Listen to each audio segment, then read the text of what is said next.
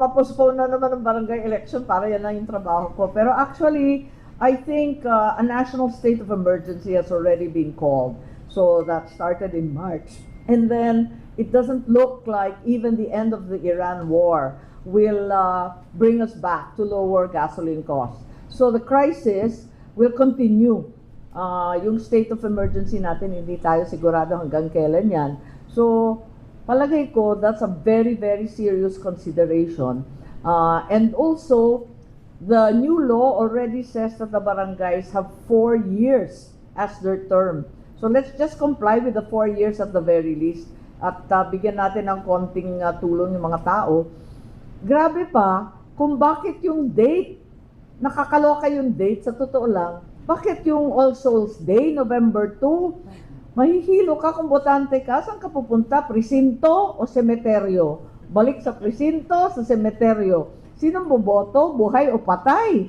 Ano ba yun? So, it's very difficult. And also, in the case of COMELEC, they will be handling the very first BARM election.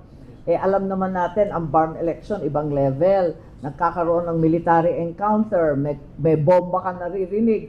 Siyempre, we are praying that will not be the case, but everyone is on red alert and very careful. We have also postponed the BARM election 3 times.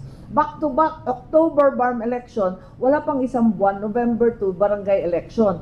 The elections are different. One is automated sa BARM, the other one is manual. Ang gulo sobra. Tapos 1,000 yung sa barangay election.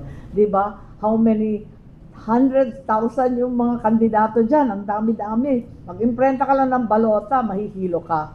So, I'm suggesting that rather than deprive and disenfranchise a large number of Filipino voters because of the cost, the inconvenience, and the